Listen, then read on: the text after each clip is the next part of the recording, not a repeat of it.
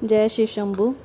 तो आज हम आपको एक विशेष कथा सुनाने जा रहे हैं जो कि जिसमें स्वयं भगवान विष्णु ने नारद जी को एक वानर का सा मुख दे दिया था। तो वो कथा इस प्रकार है। क्या हुआ कि जब भगवान शिव ने कामदेव जी को भस्म किया था, तो जहाँ पे उन्होंने कामदेव को भस्म किया था वहाँ कामदेव की कोई शक्ति काम नहीं आती थी। तो क्या हुआ, वहाँ जब नारद जी पहुँचे तो वो वहाँ पे जाके तप करने लगे। जब उन्होंने वहाँ पे घोर तप किया तो कामदेव जी वहाँ पे आए उनकी तपस्या भंग करने के लिए, क्योंकि देवताओं को हरदम ऐसे लगता था कि कोई उनका सिंहासन छीनने के लिए कोई तप कर रहा है। तो इसलिए जो देवराज इंद्र थे उन्होंने कामदेव को भेजा नारद मुनि की तपस्या को भंग करने के लिए। लेकिन वहाँ पे कामदेव की शक्ति नहीं चली, क्योंकि वो जो जगह थी वो तो वहाँ पे तो शिव जी ने कामदेव को मारा था और शिव जी ने ये वहाँ पे बोला था कि यहाँ पे कामदेव का प्रभाव नहीं पड़ेगा। तो शिव जी के कारण वहाँ पे कामदेव का कोई शक्ति चली नहीं। लेकिन जब नारद मुनि अपनी तपस्या से उठे तो उन्होंने सोचा कि मैंने कामदेव को हरा दिया, कि क्या मैंने कामदेव पे विजय हासिल कर ली। तो उनको घमंड हो गया और वो उस घमंड के कारण सबसे पहले शिव जी के पास गए। उन्होंने बोला कि मैंने कामदेव को जीत लिया। तो भगवान शिव जी कहते कि ठीक है नारद मुनि, कि आपने ये सब बातें मेरे से तो कह दी, लेकिन भगवान विष्णु से मत कहिएगा। लेकिन अब घमंड इतना पहुंच चुका था सर चीमा पे, और कि उन्होंने जाके विष्णु भगवान से भी कह दिया कि कि मैंने कामदेव को जीत लिया। तो विष्णु भगवान जी कहते कि बढ़िया है कि अगर आपने कामदेव को, उनको तो सब कुछ पता था कि वहाँ पे कामदेव का प्रभाव ही नहीं चलता, लेकिन फिर भी उन्होंने नारद मुनि को प्रसन्न करने के लिए कह दिया कि बढ़िया है, क्योंकि आप इतने तप वाले हैं तो इसलिए आपने कामदेव को जीत लिया।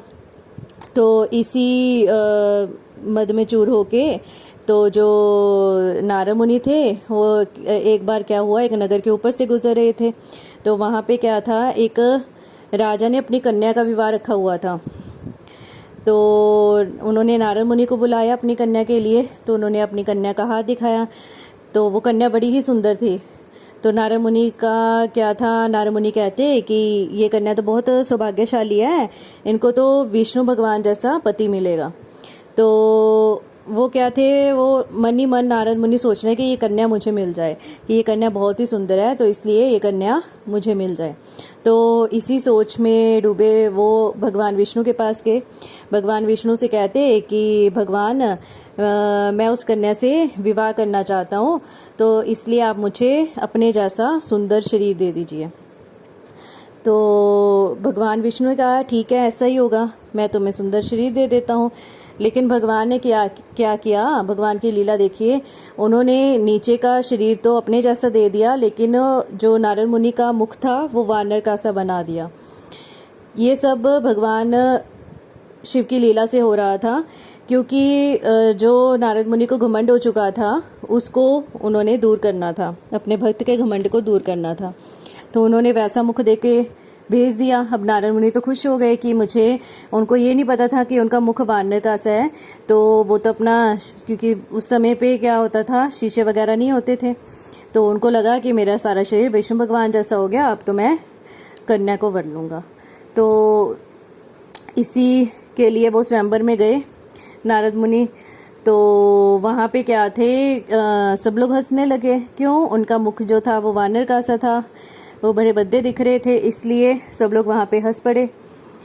तो पर नारद मुनि को समझ में नहीं आ रहा था, लेकिन उनका घमंड इतना था कि सब लोग हंस रहे हैं, तो उनको इस चीज़ का कोई फर्क ही नहीं पड़ा था। उनको तो ऐसे था कि कन्या आके मुझे वर पहना दे, मुझे वरमाला पहनाएगी। कन्या आई, उन्होंने बड़े क्रोध से देखा उनको कि कैसा व्यक्ति आया है मुझे ब्याने के लिए यहाँ पे स्वयंवर में।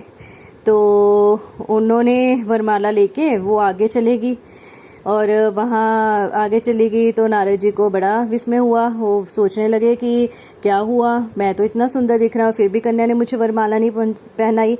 इसी बीच में क्या हुआ कि अब वो कन्या जो थी वो लक्ष्मी माता थी, वो लक्ष्मी माता का ही रूप था।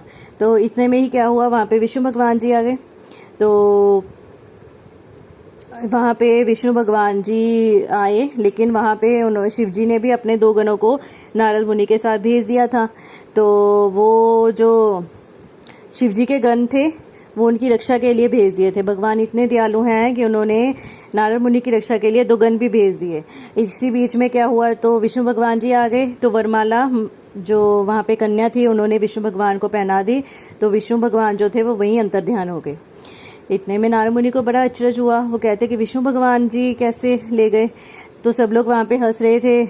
इसी बीच में जो गण थे गणों ने बताया, गणों से पूछा जब नारद जी ने कि क्या हुआ, तो उन्होंने बोला कि अपना मुख इस जल में देखिए। तो उन्होंने अपना मुख देखा। जब मुख देखा तो उनको बड़ा अचरज हुआ कि ये मुख तो मुझे वानर का सा दे दिया भगवान ने, ये बहुत गलत किया। उनको क्रोध भी आया। क्रोध में आके उन्होंने जो शिव जी के गण थे उनको श्राप दे दिया कि तुम लोग आगे चलकर राक्षस बनोगे, बड़े राक्षस बनोगे। तो उन्होंने भी असुर कुल में जन्म लोगे तुम लोग। तो उन्होंने शिवगणों ने क्या किया, शिव जी की आज्ञा समझकर वो जो श्राप था वो ले लिया। उसके बाद फिर वो विष्णु भगवान के पास गए। विष्णु भगवान को बहुत कड़वी बातें बोली। उन्होंने बोला कि आपने मेरे साथ गलत किया। तो उन्होंने क्या किया, उन्होंने विष्णु भगवान को भी श्राप दे दिया कि आपने जैसे मुझसे कन्या छीनी है वैसे ही आप भी अपनी पत्नी से विमुख हो जाएंगे, आपको दर दर भटकना पड़ेगा, आप अपनी पत्नी से दूर हो जाएंगे। तो ये श्राप दे दिया। फिर क्या हुआ, फिर उनको थोड़े टाइम के बाद उनको ज्ञान हुआ। जब उनको ज्ञान हुआ तो उनको बड़ा अफसोस हुआ कि मैंने इतनी कड़वी बातें कह दी। तो उन्होंने भगवान विष्णु से क्षमा मांगी उनका, क्योंकि जो उनका घमंड था वो खत्म हो चुका था। तो उन्होंने विष्णु भगवान से क्षमा मांगी। उन्हें बोला कि मैंने अपनी गलती, अपने घमंड में आके मैंने आपको श्राप दे दिया, पर उसका निवारण तो उन्होंने, विष्णु भगवान इतने दयालु हैं, उन्होंने वो श्राप ले भी लिया। उसके बाद शिवगण, जब नारद मुनि शांत हुए तो शिवगणों ने शिव जी से प्रार्थना की कि अब हमें श्राप मिल गया, हमारी मुक्ति का साधन बताइए। तो नारद मुनि तब वहां पे आ गए। तो नारद मुनि ने कहा कि आप लोग राक्षस कुल में तो जन्म लोगे, एक राक्षस होगा रावण और दूसरा होगा कुंभकर्ण। तो आप दोनों उस कुल में जन्म तो लोगे, लेकिन आपका उद्धार करने के लिए स्वयं विष्णु भगवान जी आएंगे, तब आप वापस से शिवलोक में प्रस्थान करें। जब विष्णु भगवान जी आपको मारेंगे तब उसके बाद आप शिवलोक में प्रस्थान करेंगे। तो इस प्रकार से जो नारद मुनि थे उनका घमंड जो था वो खत्म हुआ। तो ये भगवान शिव की लीला और भगवान विष्णु की लीला थी, जिसके कारण उन्होंने अपने भक्त का उद्धार किया। बोलो जय शिव शंकर भोलेनाथ जी की जय, बोलो जय विष्णु भगवान की जय हो। जय।